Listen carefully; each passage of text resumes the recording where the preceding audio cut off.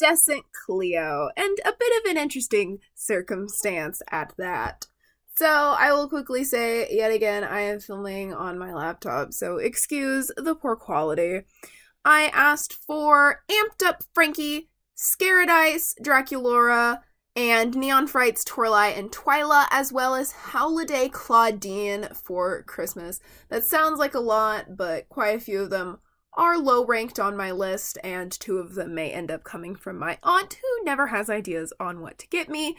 So my closer relatives just are sending her some of the list items they didn't get me. So, yeah. It's not as many as it was last year, because last year there was 6, and they were all, like, dolls that I considered so important to me. My Christmas would be ruined if I didn't get them. If I don't get all of them, if I don't get any of them, I will still be perfectly happy. Probably the only one I really, really want is Twyla and Holiday Claudine. So, Holiday Claudine and Twyla, I would probably film on my phone.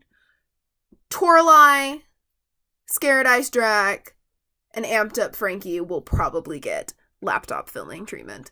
Probably the most important Monster High thing I asked for this year is, the, whatchamacallit, Student Lounge playset.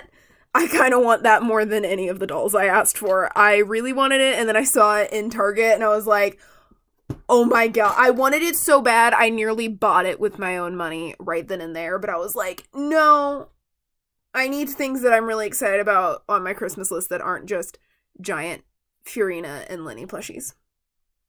So, all of my Cleos have bad knees. So the reason this video is a little strange is, she doesn't look as pretty as she actually is on this camera. I need to post photos of her on my doll account, or my collector account, because she's my favorite Fearidescent doll, maybe. That's hard to say. Fearidescent might be my favorite line so far. I'm very indecisive, but it and Creepover may be my favorites, just because Creepover gave us Twyla, and I love pajama lines.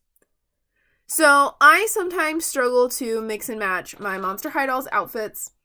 I just have that, like, I guess almost completion, that, like, collector completionist shabam in me sometimes. But I have gotten a bit better at actually fulfilling my want to switch around their outfits and have fun. Also, it feels like the colors very briefly adjusted to be correct. So, if they looked better for a second, cool. Also, I will quickly say her hair is poly, but I think it looks absolutely beautiful. It is not my favorite to the touch this time around. Like, some poly dolls, their hair is super nice to me and just makes my sensory issues happy and not angry. This one makes them a little angry.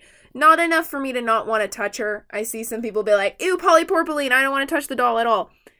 I do not feel that way about this Cleo. It's just not my favorite when I've liked some of the other polypropylene. And her hat looks really weird from the back. I know it's not a hat. Pretty sure it's a scarf or something. But I don't know the proper term. And it's molded like a hat. So, there we go. Now, the reason this is odd is, like I said, getting into the whole mix and match thing. Now, a lot of the time, I kind of mix and match after I've done the doll reviews, because when I mix and matched, I had already done everyone except Fearidescent, Frank, and Cleo. So, when I mixed and matched, I ended up giving, I don't like Signature Cleo's outfit. So, I gave Signature Cleo a new outfit using Fearidescent's pieces. So here's how my Signature Cleo looks on display nowadays. I say that because she was the first one I got. So her review was a long time ago. I actually did her review after I got the rest of the dolls, but that was still about a year ago now. And I've had her for a while. She's already got some scuffs on her face. She was the first G3 doll I got. And so I feel like I've not given her a lot of appreciation. I don't like her signature outfit. I didn't mind it at first, but it kind of started to bug me a teensy bit. So that's why I switched her over into this. So I'll go ahead and talk about the Fearidescent pieces that are on her first. because I'm not going to take them off, and that also means I don't have to worry about switching around her outfit, which means I don't have to pause the footage, and I can do this in kind of one go unless I need to get up and do something else. But I will pop off one of her shoes to show you how much I like them. Yes, I just smacked my hand against the table. No, we're not going to talk about it. She probably has some of my favorite second pair shoes that we have gotten out of any of the Skulltimate lines so far.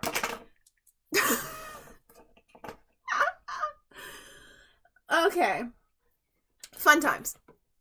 Now, her shoes are, again, I think all the Fearidescent second pair shoes are sparkly, which I love. And it doesn't want to focus. There it goes. It is all glittery bandage wraps, and the heel is a little cat, and the bottom is also a cat. And as you guys know, I am forever a cat lady, a cat person. I love cats. I have a cat. Currently, she's playing with our tree. And I don't have the emotional energy to deal with that because she'll keep going back to it. This is the second skirt pants piece that Fearidescent Cleo comes with. It is really cute. I have it paired with the Fearidescent Wave 1 shirt, actually. That blue ribbon just matches better than that blue ribbon matches with the other blue ribbons of Wave 1 Skulltimate. Yeah. You guys wonder how many more times I'm going to say yeah? And also, yes, I have her wearing Frankie's jacket because, are you really a G3 fan if you don't ship Cleo and Frankie? No. You're actually not. But, look at her keys! Once again, I love the keys. They make me happy, and even though they're the same mold over and over again. Well, they're different than Wave 1. And I think Neon Frights is different too, but I love the glitter ones. How are we 10 minutes into this video and I still haven't talked about the queen? So, I'll talk about the locker and the locker backdrop now. Starting with her locker, I do once again have the whole thing painted, and also I put Cleo in probably the most inconvenient spot I could, given the context of me trying to show the locker. And just for fun, what I have stored in here for like wall cuteness, that's kind of terrifying.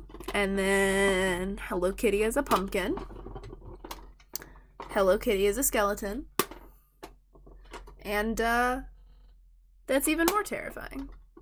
Also, hi, Hello Kitty as a skeleton.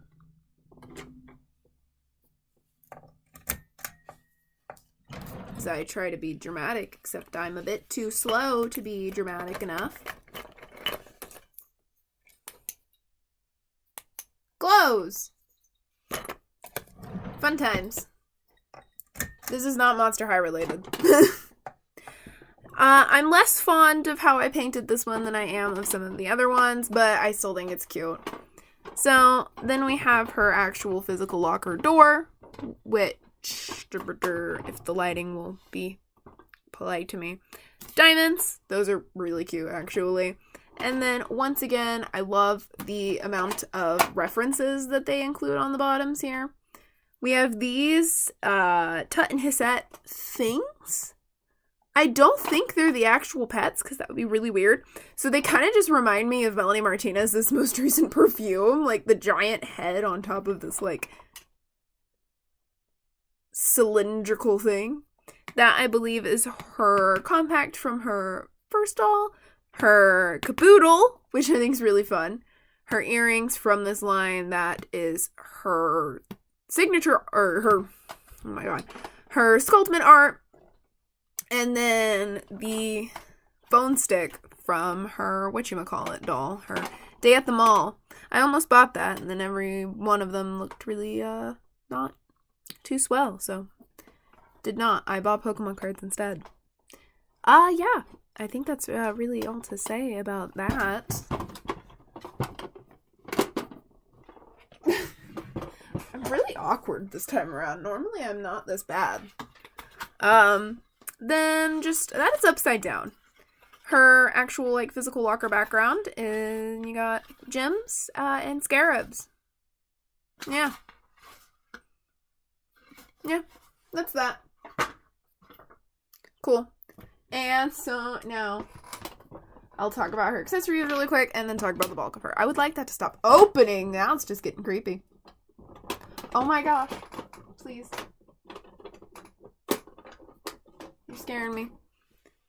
She, once again, has kind of the little blanket thing. They kind of look like little Doritos pyramids. I know they're pyramids, but they look like chips. And then the inside is like little hieroglyphs, but mixed in are her G1 little icons. Got her skelet, her heart, and her little mummy cat sarcophagus thing. Hourglass! I love hourglasses. I love all the little G1 references scattered throughout. I will say she fits the, Cleo's vanity set really well. Let me pull up the photos I posted on my doll account, actually. Yeah. She matches super well with the vanity. Oh, that is... Oh, the lighting. Oh my god, I swear the photo's not that bad. I don't know why it comes through that. Oh, Lord. Oh, okay, there it goes. Look at her. Oh, and we're back to bad. Look at her and her little vanity. I'm a mess right now. This video, it's not bad. It's all over the place. I'm very distracted. Moving on from that, we have arguably the best accessory of all the Fearidescent dolls, the popsicle.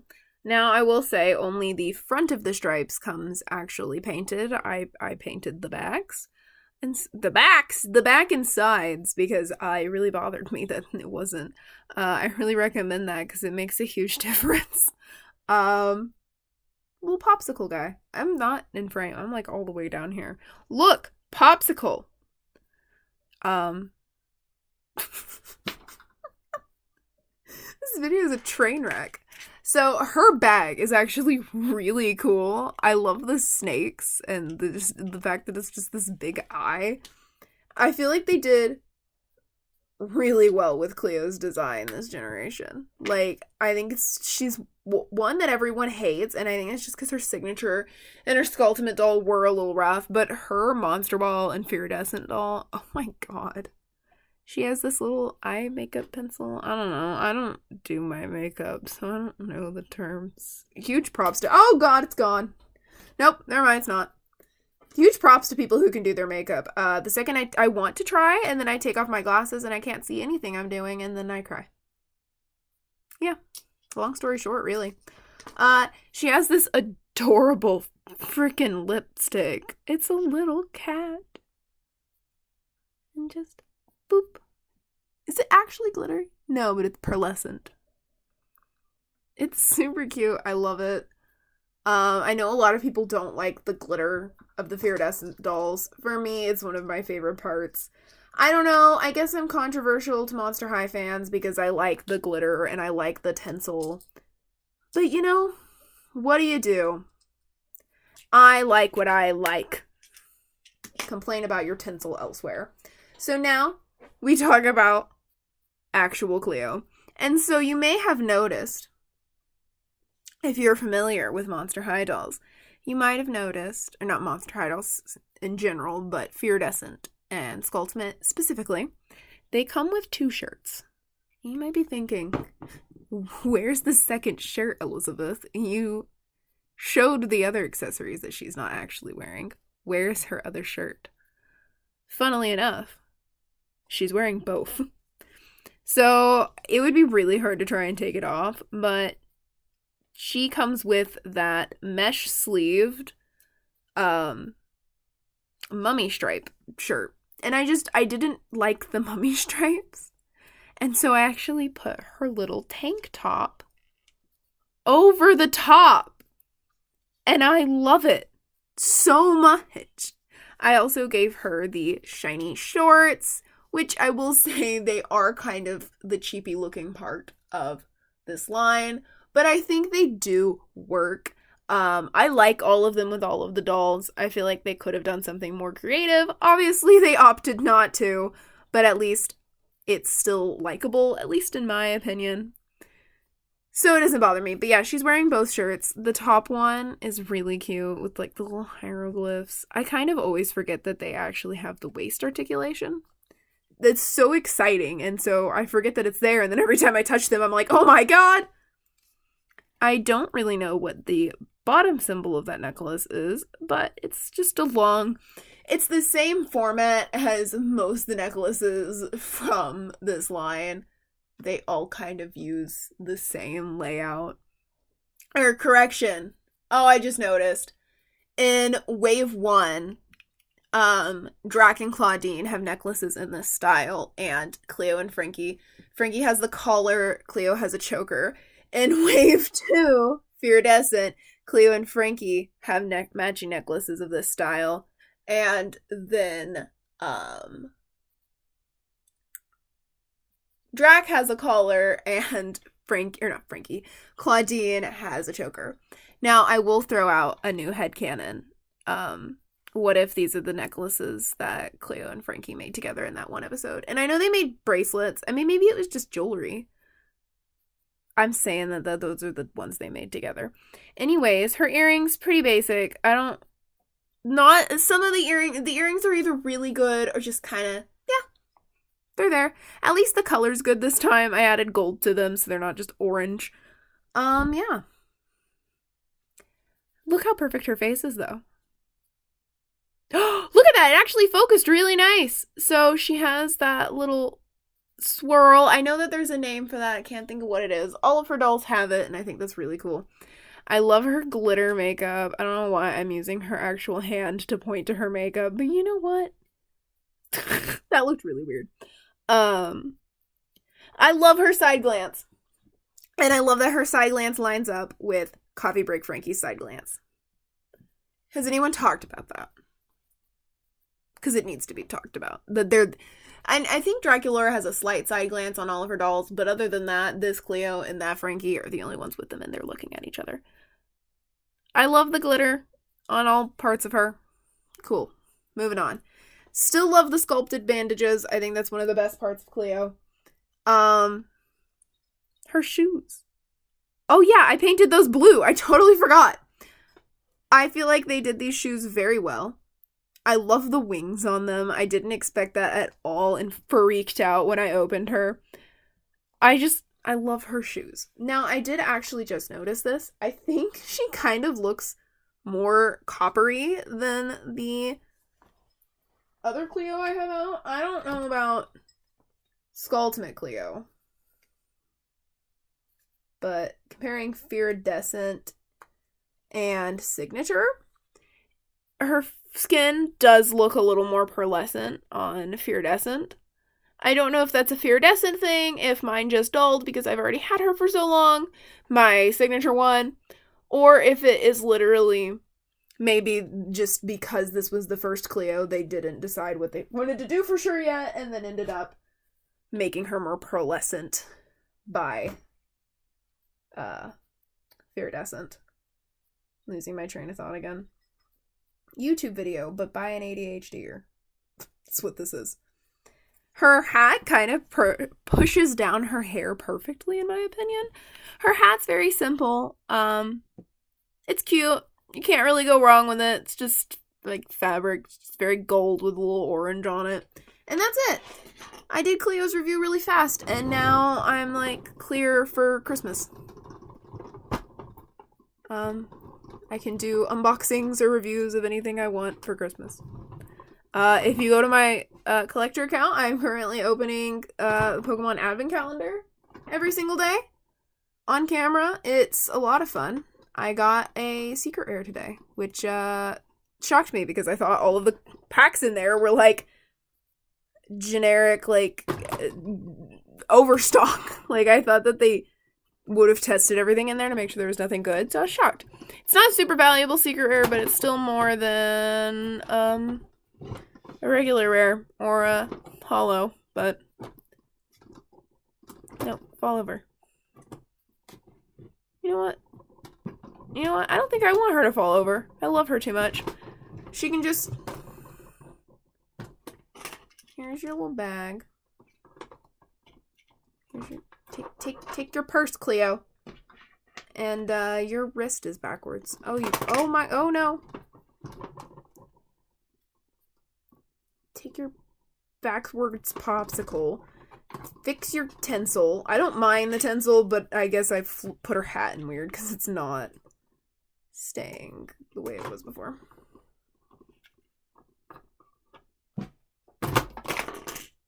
Her purse fell out. Cool. Cleo. What if I... She can... See, none of their knees are okay. She can pretend she's Fearidescent Cleo. You can tell I've had her longer. Her hair does weird stuff.